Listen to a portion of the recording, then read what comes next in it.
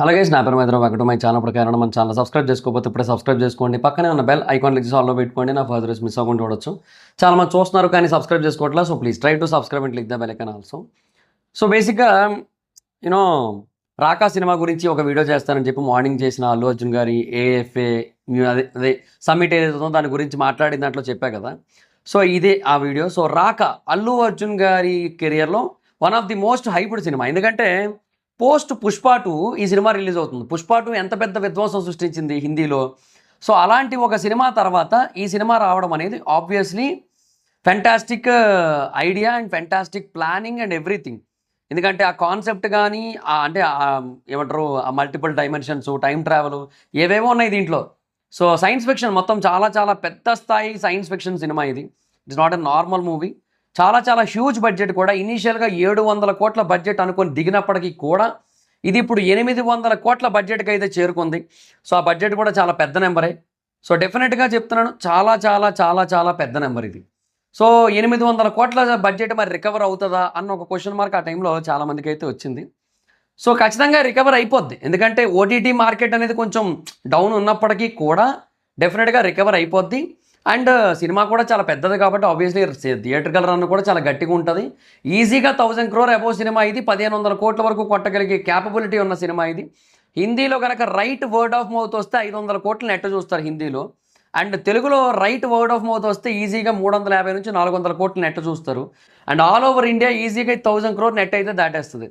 ఇక ఓవర్సీస్ అవన్నీ కూడా సెపరేట్ కలెక్షన్. సో ఈజీగా మంచి టాక్ కనుక పడితే 1500 అలా పడతాయి ఈ సినిమాకి. సో అలాంటి క్యాపబిలిటీ ఉన్న సినిమా ఇది. సో అంటే పోస్ట్ పుష్ప 2 కాబట్టి చెప్తున్నాను నేను ఈ మాట. సో అంత ఫెంటాస్టిక్ ఛాన్స్ అయితే ఉంది సినిమా. కాకపోతే అయినా కూడా మూవీ టీము ఏదైతే కథ తీస్తున్నారో ఆ కథని బట్టి నేను ఎప్పుడో చెప్పా మీకు అందరికీ కూడా ఏమని, రాకా 2 పార్ట్లుగా రాబోతోంది అని చెప్పి. సో రాకా సినిమా 2 పార్ట్స్ అని చెప్పి నేను ఎప్పుడో చెప్పా యాక్చువల్లీ. కానీ చాలామంది బేసిక్గా అప్పుడు దాన్ని అంత కన్సిడర్ చేయలేరు. రాకా మోస్ట్లీ ఒక పార్ట్గానే వస్తుంది, 2 పార్ట్లు కాదు అది అని అన్నారు. కానీ ఇప్పుడు ఫైనల్గా అఫీషియల్ కాకపోయినప్పటికీ కూడా కన్ఫర్మేషన్ అయితే వచ్చేసింది. ఏమనంటే రాకా సినిమా 2 పార్ట్లుగా రాబోతోంది. సో మనకేంటంటే ట్విస్ట్ ఏంటంటే ఆ 2 పార్ట్ల షూటింగ్ కూడా అల్లు అర్జున్ గారిది ఈ సంవత్సరం డిసెంబర్కి అయిపోతుంది. ఈ సంవత్సరం డిసెంబర్ నాటికి అల్లు అర్జున్ గారి పార్ట్ ఆ 2 పార్ట్లకి కూడా ఫినిష్ అయిపోతుంది. సో మిగతాదంతా కూడా విఎఫ్ఎక్సే. చాలా చాలా హెవీ విఎఫ్ఎక్స్ ఓరియంటెడ్ సినిమా అది. సో ఆ విఎఫ్ఎక్స్కి దగ్గర 10 నెలలు పైనే పడుతుంది కాబట్టి పోస్ట్ ప్రొడక్షన్ అంతా కూడా నెక్స్ట్ ఇయర్ మొదటి నుంచి జరిగి ఏ డిసెంబర్కు రిలీజ్ అవుతుంది. ఇంకా టైం పట్టినట్టయితే, ఇంకా బెటర్ వెర్షన్ ఆఫ్ విఎఫ్ఎక్స్ కావాలి అనుకుంటున్నట్టయితే ఇంకా టైం తీసుకొని 2028 మార్చ్లో రిలీజ్ చేస్తారు mostly. That will happen. So first part అప్పుడు వస్తుంది. సెకండ్ పార్ట్ విత్ ఇన్ 1 yearలో వచ్చేస్తుంది. అల్లు అర్జున్ గారు వేరే సినిమాకి దీనికి మధ్య ఒక 3 months గ్యాప్ ఉండేలా చూసుకొని విత్ ఇన్ 1 year లోపే వచ్చేస్తుంది మోస్ట్లీ. చాలా త్వరగానే వచ్చేసే అవకాశాలు కూడా ఉన్నాయి ఇది రిలీజ్ అయిన తర్వాత. పార్ట్ 1 రిలీజ్ అయినా ఒక 6 monthsకి అలాగా పార్ట్ 2 కూడా రిలీజ్ చేసే ప్లాన్లో అయితే ఉన్నారు. కాకపోతే డిపెండ్స్ ఆన్ విఎఫ్ఎక్స్. అది కూడా ఎక్కువ టైం పడితే 1 year గ్యాప్ ఉంటుంది. మరి 1 year గ్యాప్ ఉంటే అప్పుడు A23 రిలీజ్ అయిపోవచ్చు ఈ గ్యాప్లో. ఒకవేళ లేదు అన్నట్టయితే మేబీ నాకు తెలిసి నేను ఏమనుకుంటున్నానంటే ప్లానింగ్ ఎట్లా ఉంటుందంటే 2028 మార్చ్ నాటికి రాకా ఫస్ట్ పార్ట్ రిలీజ్ అవుతుంది. 2028 జూలై ఆర్ ఆగస్ట్ నాటికి A23 రిలీజ్ అవుతుంది. 2028 ఎండింగ్ నాటికి డిసెంబర్ నాటికి రాకా పార్ట్ 2 వస్తుంది. సో 1 సంవత్సరంలో 3000 కోట్ల సినిమాలు తీయాలి అన్న ప్లాన్లో అల్లు అర్జున్ గారు ఉన్నారేమో అని అయితే అనిపిస్తుంది నాకైతే. ఇఫ్ ఇన్ కేస్ ఇలా కనుక జరిగినట్టయితే. లేదు కొంచెం లేట్ అయినట్టయితే మనం ఏం చేయలేము. సో అది మరి పరిస్థితి. మరి అంతే. మరి ఇంకా ఒకటి కొంచెం లేట్ అయితే మటుకు తప్పదు, నాకు తెలిసి టైం పట్టచ్చు. So but as of now అయితే మటుకు this was the plan of action అనమాట. యాజ్ ఆఫ్ నో వాడు ప్లాన్ చేస్తుంది అయితే ఇది. సో ఎక్స్ట్రాడినరీ ఏమంటారు ప్లానింగ్ అల్లు అర్జున్ గారిది అయితే మటుకు. ఎందుకంటే పుష్ప 2 లాంటి ఒక సీక్వెల్ బేస్డ్ హిట్ తర్వాత మళ్ళీ సీక్వెల్ బేస్డ్ హిట్తో వస్తే ఆ ఆడియన్స్ కనెక్టివిటీ అనేది డబల్ అవుతుంది. ఆడియన్స్ రీచ్ వేరు, ఆడియన్స్ కనెక్టివిటీ వేరు. ఆడియన్స్ కనెక్టివిటీ అనేది డబల్ అవుతుంది. సో పుష్ప 2 తర్వాత ఇలా రావడం అనేది చాలా చాలా మంచి విషయం అవుతుంది అప్పుడు అల్లు అర్జున్ గారికి. సో చాలా మంచి ప్లానింగే, మంచి ఐడియాలజీనే, అది గట్టిగా వర్కౌట్ అయ్యే ఛాన్సెస్ కూడా ఉన్నాయి. సో రాకా 2 పార్ట్లుగా కనుక వచ్చినట్టయితే ఫస్ట్ పార్టే అది ఈజీగా 1200 కోట్ల పైన కొట్టి సెకండ్ పార్ట్ ఈజీగా 2000 కోట్లు కొట్టడానికి స్కోప్ ఉంటుంది అప్పుడు. సో 2 సినిమాలతో 3200 నుంచి 3500 కోట్ల మధ్యలో కలెక్ట్ చేయడానికి స్కోప్ ఉన్న కైండ్ ఆఫ్ సినిమాటిక్ యూనివర్స్ అవుతుంది, అంటే సినిమాటిక్ ఫ్రాంచైజ్ అవుతుంది. సో అదంతా కూడా నెక్స్ట్ లెవెల్ ప్లానింగే కదా. సో ఇప్పుడు నిజంగా ఒకటి రాక 2 పార్ట్లు కూడా అంత కలెక్ట్ చేసినట్టయితే ఎట్లా ఉంటుంది ఫ్యూచర్ ప్లానింగ్? డైరెక్టర్లు పరిగెడతారుగా వేరే ఇండస్ట్రీ వాళ్ళందరూ కూడా. ఈ అల్లు అర్జున్ గారు బేసిక్గా ఈ చేత్తో ఒక సంతకం పెట్టి ఈ చేత్తో ఒక సంతకం పెడతారు ఏదో మీమ్లో. సో అలాగ బేసిక్గా ఆయన బేసిక్గా ఈ హాఫ్తోనేమో ఒక దగ్గర ఒక యాక్టింగ్, ఈ హాఫ్తో ఒక దగ్గర ఇంకో యాక్టింగ్ చేయాలేమో. ఇంకా అంత బిజీ షెడ్యూల్ ఫామ్ అవుతుంది. అంటే నా వెర్షన్ ఏంటంటే సినిమాలు బేసిక్గా ఒక ప్రాపర్ ప్లానింగ్తో వెళ్ళడం అనేది చాలా అరుదుగా చూస్తాం మనం. అది అల్లు అర్జున్ గారిలో కనబడుతుంది. ఇప్పుడు ప్రభాస్ గారు ఉన్నారు, ఆయన బేసిక్గా ఆయనది ఎక్కడో ప్లానింగ్ మిస్ అవుతుంటుంది. అది ఎవరి వల్ల మిస్ అవుతున్నారని అర్థం కాదు. అంతా బాగానే వెళ్తున్న టైంలో లేదు లేదు నేను ఒక కామెడీ సినిమా చేయాలి, అది ఎవరు చెప్పారు ఆయనకి? అది చెప్పిన వాళ్ళు అనాలి. అది బాగాలేదు అది. సో రాజాసాబ్ మారుతికి ఇద్దాం అవకాశం అన్నారు. ఆయన ఏం చేశాడు? ఇప్పుడు బేసిక్గా ఆయన ఏమనుకున్నాడంటే మారుతి అప్గ్రేడ్ అయింది అనుకున్నాడు. కానీ లేదు, అదే మారుతి 800 అక్కడే ఆగిపోయింది ఈయన మైండ్ కూడా. సో అక్కడే ఉంది సినిమా.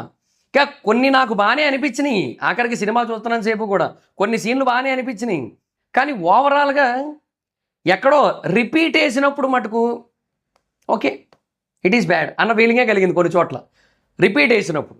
సో ఫస్ట్ టైం థియేటర్లో చూసినప్పుడు కొన్ని చోట్ల బాగానే అనిపించింది. అండ్ ఏవైతే ఆ షార్ట్స్ గురించి విఎఫ్ఎక్స్ గురించి ఏవైతే వచ్చినాయో అవి కూడా నేను కొంచెం డీటెయిల్గా అప్పుడు నోటీస్ చేశాను. కానీ థియేటర్లో అంత నోటీస్ చేయలే. నేను రెండోసారి చూసినప్పుడు కూడా అంత నోటీస్ చేయలే. సో బట్ ఓటీటీకి వచ్చి బాగా రిపీట్ చేసిన తర్వాత నాకు అనిపించింది okay somehow some bad things are there in this cinema అని చెప్పి. సో ఉంది. కానీ పాయింట్ ఏంటి, థియేటర్లో చూసినప్పుడు అది కొన్ని చోట్ల మంచి ఎక్స్పీరియన్స్ ఇచ్చింది. ఎస్పెషల్లీ ఆ కొన్ని సీన్స్లో ఆ మొసలి సీన్ కావచ్చు, లేదంటే యూనో వేరే వాళ్ళంతంతే ఈయనకి పెయిన్ రావడం, ఇట్లాంటి కొన్ని ఆ కాన్సెప్ట్ అదంతా షాడోస్ కాన్సెప్ట్ అదంతా బాగుంది. బట్ సమ్హౌ మిగతా చోట్ల ఎక్కడో కొంచెం మిస్ అయ్యింది. అండ్ కొన్ని చోట్ల ఏమంటారు ఆ లాస్ట్ది ఏదైతే ఉందో ఆ పార్ట్ 2ది అది కూడా అంత గొప్పగా లేదు, అది కూడా కొంచెం ఆడుగానే ఉంటుంది. ఇట్లాంటివి అనమాట. ఇలాంటి కొన్ని థింగ్స్ అయితే ఉన్నాయి. సో అవి కొన్ని మిస్టేక్స్ అయితే ఉన్నాయి. మరి ఇంకా ఓవరాల్గా మనం అంగీకరించాల్సిన విషయం ఇది. సో ఇది బేసిక్గా ఆయన ఇలాంటివన్నీ కూడా ఎందుకు యాక్సెప్ట్ చేస్తారు? ఇదంతా కూడా పక్కన వాళ్ళు ఎవరో చెప్పబట్టే మనం అట్లా కాదు, మనం అవకాశం ఇవ్వాలి, మనం అమరావతికి ఇద్దాం, మనం ర్యాంప్ రాధాకి ఇద్దాం, మనం మార్వలెస్ మారుతికి ఇద్దాం, తర్వాత ఇంకొకరు ఎవరయ్యా సాహో పర్లేదులే సుజిత్ నైస్, ఓమరావతును ర్యాంప్ రాధానా మార్వరికి మారుతి వీళ్ళిద్దరే మామూలుగా కాదయ్యా. సర్లేండి ఈ ముగ్గురు సరే వీళ్ళ సంగతి పక్కన పెడితే, సో ఇప్పుడు ఆ ప్లానింగ్ మిస్ అయింది చూసారా? సో అది ఇప్పుడు మళ్ళీ కొంచెం సెట్ అవుతుంది. స్పిరిట్, కల్కి 2, సలార్ 2, ఫౌజీ అన్నిటితో కూడా. సో బట్ అల్లు అర్జున్ గారు పోస్ట్ పుష్ప 2 ఆ ప్లానింగ్ చాలా పర్ఫెక్ట్గా ఎగ్జిక్యూట్ చేసుకుంటూ వెళ్తున్నారు. నాకొద్దు బోయపాటి సీన్ గారు వెళ్ళారు యాక్చువల్లీ, అంటే వెళ్ళారు ఇలా వెళ్ళారు అంతే. అదే జరిగిందని అయితే ఇన్సైడ్ టాక్ అనమాట కొంత. సో బోయపాటి గారిని మళ్ళీ ఒకవేళ అల్లు అర్జున్ గారు అడిగినా సరే ఆయన ఒప్పుకోరు. మోస్ట్లీ కాన్సెప్ట్ ఒకటే డిఫరెంట్గా ఉండి ఎక్స్ట్రాడినరీగా ఉన్నట్టయితే దాంట్లో అల్లు అర్జున్ గారు కొన్ని ఇంప్లిమెంట్ చేస్తారు, కొన్ని పర్ఫెక్ట్గా ఎగ్జిక్యూట్ అయ్యేలా చూసుకుంటారు, ఇవన్నీ చేస్తారు. డెడికేషన్ పీక్స్ ఉంటుంది, ఇవన్నీ ఉంటాయి ఆబ్వియస్లీ. బట్ ఎంత కాదన్నా పక్కన పెడతారు. కొన్నిసార్లు మిస్ఫైర్ అవుతుందేమో అని మనకు అనిపించినప్పుడు. సో అలా అనిపించినా కూడా పక్కన పెట్టకుండా సర్లే ఓకే అనేద్దాంలే, ఎందుకు వచ్చింది మళ్ళీ ఓకే అంటే ఫీల్ అవుతారేమో అని చెప్పి ఓకే చెప్పేస్తే ప్రభాస్ గారు అట్లా చేయకూడదు. అదే జరుగుతుంటుంది ఇక్కడ. సో నేను అనేది ఏంటంటే ఇవన్నీ కూడా జనరల్గా దృష్టిలో పెట్టుకోవాల్సిన విషయం. ఇది బేసిక్గా ఈ ప్లానింగ్ చాలా ఇంపార్టెంట్, ఈ ప్లానింగ్ చాలా పర్ఫెక్ట్ అసలు. సో ఇప్పుడు డ్రాగన్తో కూడా ఎన్టీఆర్ గారు చాలా ఫెంటాస్టిక్ ప్లానింగ్. డ్రాగన్ యాక్చువల్గా పోస్ట్ RRR ఇమీడియట్గా పడాల్సిన సినిమా. కాకపోతే ఆబ్వియస్లీ మరి ఇంకా దేవరా ఉంది, దేవరా తర్వాత వార్ 2 ఒకటి ముందే కమిట్ అయ్యి ఉన్నారు. వార్ 2 బేసిక్గా ఎక్కువ ఎక్స్పెక్టేషన్స్ ఉండే యాక్చువల్లీ వార్ 2 మీద. బట్ అది కొంచెం అంతగా వర్కౌట్ కాలేదు. కానీ బట్ ఇప్పుడు డ్రాగన్ 2 పార్ట్లుగా తీస్తున్నారు చూసారా, ఇది మంచి కాన్సెప్ట్ ఇది. సో అలా ఎగ్జిక్యూట్ చేసుకుంటూ వెళ్తే best option. So Devara second part కూడా ఎట్లా ప్లాన్ చేయాలి? ఇప్పుడు డ్రాగన్కి చేస్తున్నట్టు చేయాలి. 2 పార్ట్లు ఒకటేసారి షూట్ చేసుకొని 6 నెలల గ్యాప్లో రిలీజ్ చేసుకోవాలి. అలా ఉంటే బాగానే ఉంటుంది. అలా లేక ఈ ప్రాబ్లం అంతా కూడా. సో అట్లా అన్నమాట. ఇంకేమో మరిక. So what ever it is, planning అయితే అదిరిపోయింది. రాక 2 పార్ట్లలో వస్తుంది, అదిరిపోయే ప్లానింగ్ ఇది. సో రాక ఒకవేళ 2 పార్ట్లో కనుక వచ్చినట్టయితే ఈజీగా అది 2500 crore అబోవ్ ఫ్రాంచైజ్ అవుతుంది, పెద్ద ఫ్రాంచైజ్ అవుతుంది. చాలా పెద్ద ఫ్రాంచైజ్ వస్తుంది. Second biggest franchise after Dhurandhar అయ్యే ఛాన్సెస్ కూడా ఉన్నాయి రాకాకి. There is a chance. అంటే బాహుబలి ఫ్రాంచైజ్ ఎంత కలెక్ట్ చేసింది? అప్రాక్సిమేట్లీ 2480 crore ఎంతో కలెక్ట్ చేసింది అంతే. సో ఆ లెవెల్లో ఉంది కాబట్టి ఇది బేసిక్గా 2500 అబోవ్ కన్నా కలెక్ట్ చేసినట్టయితే బిగ్గర్ దాన్ బాహుబలి ఫ్రాంచైజ్ అవుతుంది. అంటే బాహుబలి 3 కూడా వస్తుంది, వేరే విషయం.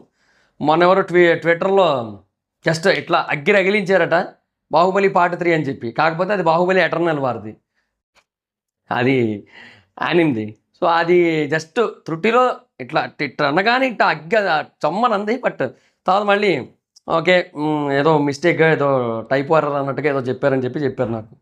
సో అట్లా అనమాట. So these things are there. So Baahubali 3 వస్తే అది మళ్ళీ ఇంకా పెద్ద ఫ్రాంచైజ్ అవుతుంది, అది వేరే విషయం.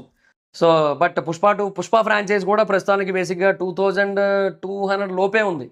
సో అంతే కదా, అందుకని అనమాట. సో అందుకని ఇది కనుక 2500 దాటితే second biggest franchise after Dhurandhar అవుతుంది. ధురంధర్ 2 సినిమాలకి 3,300 కోట్ల దగ్గర కలెక్ట్ చేసింది, 3,260 ఎంతో కలెక్ట్ చేసింది. చాలా పెద్ద ఫ్రాంచైజ్ అది, అట్లా అనమాట. So there is a chance ఈ సినిమాకి దాన్ని బ్రేక్ చేయడానికి. లెట్స్ సీ, ఎందుకంటే పాన్ ఇండియన్ సినిమా, హిందీలో గట్టిగా కనెక్టివిటీ ఉంటుంది, ఇవన్నీ ఉన్నాయి కాబట్టి. Let's see. సో మీ ఒపీనియన్ ఏంటి రాగా 2 పాటలు రావడం మీద అనేది కింద కామెంట్ సెక్షన్లో చెప్పండి. వీడియో మీకు నచ్చితే లైక్ చేసి వీడియోని షేర్ చేయనప్పుడు కానీ మన ఛానల్ సబ్స్క్రైబ్ చేసుకోకపోతే ఇప్పుడే సబ్స్క్రైబ్ చేసుకోండి. పక్కనే ఉన్న బెల్ ఐకాన్ క్లిక్ చేసి ఆల్లో పెట్టుకోండి, నా ఫర్దర్ మిస్ అవ్వకుండా చూడొచ్చు. చాలా మంది చూస్తున్నారు కానీ సబ్స్క్రైబ్ చేసుకోవట్లా. So please try to subscribe, click the bell icon. Also Instagram ID జర్స్ మాత్రం అక్కడ వచ్చి ఫాలో అవచ్చు. థ్యాంక్ యూ సో మచ్ గా. బాగా నెక్స్ట్ వీడియో. బాయ్.